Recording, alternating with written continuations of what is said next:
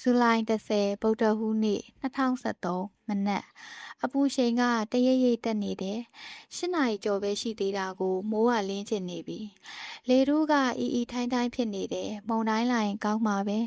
ဒါပေမဲ့ကောင်းကင်ကဟာလာဟင်းလင်းရေပြရောင်နှက်ခမ်းမှာတီးနေတဲ့ချွေးတွေကိုတုပ်လိုက်တယ်ရေတဘူးတော့ဝယ်လာမိခဲ့ရင်ကောင်းတာဒီမနက်ဂျေဆန်နဲ့ဂျက်စ်ကိုမတွေ့ရတော့စိတ်နည်းနည်းပြတ်သွားတယ်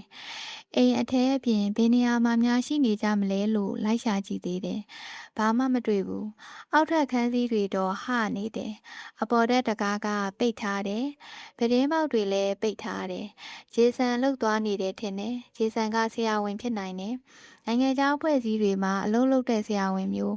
အမြဲတမ်းလှုပ်ရှုပ်နေတဲ့သူ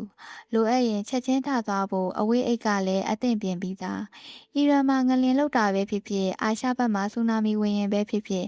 ချက်ချင်းအိတ်ကိုဆွဲလေစိတ်ကိုနာရီပိုင်းနဲ့ရောက်အောင်သွားမဲ့သူမျိုးဖြစ်မယ်။လေရင်ပေါ်တက်တာဝန်ကျတဲ့နေရာကိုဆွေကနေရောက်သွားပြီးအသက်တွေကယ်မဲ့သူမျိုး။ just ကြတော့ရောသူ့ရဲ့ထင်းကနေဖြစ်နေတဲ့ဝတ်စားပုံမျိုးနဲ့ကင်ဘတ်ဖက်နှက်ကိုကြည့်ရတာဖက်ရှင်လောကမှာအလုပ်လုပ်တဲ့သူဖြစ်ဖို့များတယ်။လှလဲလှတာကိုဒါမှမဟုတ်ဂီတလောကထဲမှာဒါမှမဟုတ်ကြော်ညာလောကထဲမှာအလုပ်လုပ်တဲ့သူလည်းဖြစ်နိုင်တယ်။ဓာတ်ပုံဆရာမလည်းဖြစ်နိုင်တာပဲပကြီးကောင်းကောင်းဆွဲတတ်မယ်အမှုပညာပိုင်းမှာလည်းတော်တယ်လေသူ့ကိုအခုကျမမြင်နေရတယ်အပေါ်တဲ့အခန်းထဲမှာတချင်းကျယ်ကြီးဖွင့်ပင်းပေါက်တွေအကုန်ဖွင့်ထားပြီးပကြီးကားချက်အကြီးကြီးရှိမှစောက်တန်တစ်ဖက်နဲ့မတ်တက်ရက်နေမယ်ရသကောင်ထိပကြီးထိုင်ဆွဲမယ်ဂျက်ပကြီးဆွဲနေပြီဆိုရင်ဂျီဆန်ကလုံးဝမနှောက်ယှက်ဘူးတကယ်ကကျမသူ့ကိုမမြင်ရပါဘူးသူပကြီးဆွဲသလားမဆွဲဘူးလားဆိုတာလည်းမသိဘူးဂျေဆန်ရဲ့လိုက်ရင်ဘလောက်ကြည့်ကောင်းတယ်လဲဆိုတာလည်းကျမသေချာမသိဘူးဂျက်ရဲ့မေးရိုးတွေဘလောက်လှတယ်လဲဆိုတာလည်းသေချာမမြင်ဘူး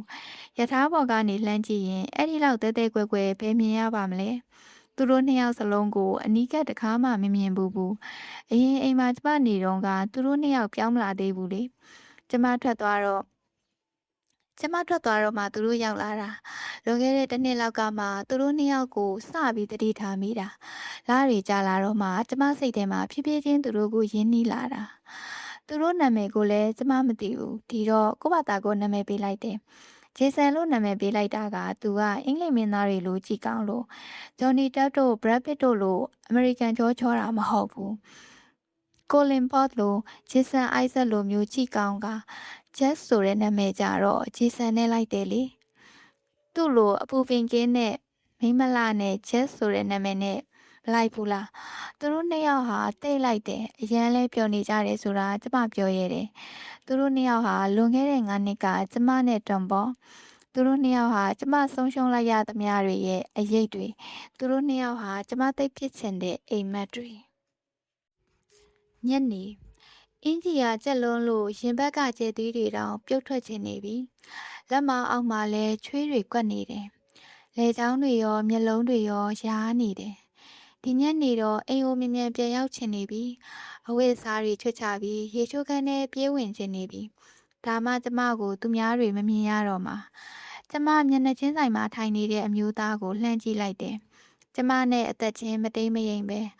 30ကျော်35လောက်ရှိမယ်ထင်တယ်။စပင်နက်နက်ဒါပေမဲ့နှထင်သားမှာနည်းနည်းဖြူနေပြီ။အပေါ်ကုတ်အင်ကြီးကိုချွတ်ပြီးဘေးကုံမှာတင်ထားတယ်။မက်ဖို့ကွန်ပျူတာပပလေးကိုရှေ့မှာချထားတယ်။စာရိုက်နေတာတော်တော်နေတယ်။ညာဘက်လက်မှာငွေရောင်နာရီပတ်ထားတယ်။ဈေးကြီးမဲ့ပုံပဲ။ Bricklin နာရီလားမသိဘူး။ပါဇက်ကတခုခုဝါနေသလိုတလှုပ်လှုပ်ဖြစ်နေတယ်။စိတ်လှုပ်ရှားနေတာလားအသေးအတန်စဉ်းစားနေတာလားနယူးယောက်ကလုပ်ပေါ်ကိုင်ဘက်စီအရေးကြီးတဲ့အီးမေးလ်ပို့နေတာလားဒါမှမဟုတ်သူ့ဤစားနဲ့လမ်းခွဲဖို့စာကိုတလုံးချင်းစာစီနေတာလားသူရုတ်တရက်ခေါင်းမော့လာတယ်ကျမနဲ့မျက်လုံးချင်းစုံသွားတယ်သူ့အကြည့်ကကျမရှိစပွဲပေါ်ချထားတဲ့ဝိုင်ပလင်းစီကိုရောက်သွားတယ်မျက်လုံးလွှဲသွားတယ်သူ့နှကန်းတွေကိုကြည့်ရတာမသက်တီးစရာတစ်ခုခုကိုမျိုးချလိုက်ရတယ်လို့ကျမကိုကြည့်ပြီးလေချောင်းထဲမှာချင်သွားပုံပဲကျမဟာအရင်လိုမဟုတ်တော့ဘူးဆွဲဆောင်မှုရှိတဲ့မိန်းမတစ်ယောက်မဟုတ်တော့ဘူးဆွဲဆောင်မှုမရှိတော့တာဟာပိုဝလာတာတခုတည်းရောက်တော့မဟုတ်ဘူးအရက်တောက်တာအေးဖြတ်တာများပြီးမျက်ခွန်တွေမှု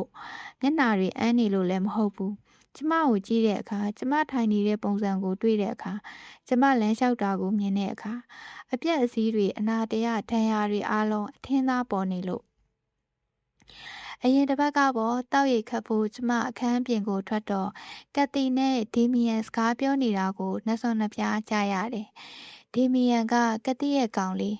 သူတို့နှစ်ယောက်ဧကန်ထဲမှာစကားပြောနေကြတာကိုကျမအမှုမဲ့အမှတ်မဲ့ပဲနားထောင်လိုက်မိတယ်။ကက်တီကပြောတယ်ရီချယ်ကတော်တော်ထီးကျန်နေတာချစ်တော့သူ့အစားစိတ်ပူတယ်။တယောက်တည်းဒီလိုကြီးနေနေတော့ကြာရင်ပိုဆိုးတော့မှာပဲ။ကို့အလုပ်ထဲကတငယ်ချင်းတယောက်ယောက်နဲ့မိတ်ဆက်ပေးလိုက်ပါလား။ဒေမီယန်ကပြန်ဖြေတယ်။ရီချယ်နဲ့မိတ်ဆက်ပေးရမှာလား။ကို့အတီထဲမှာအဲ့ဒီလောက်ငပြက်နေတဲ့ကောင်မရှိဘူးထင်တယ်။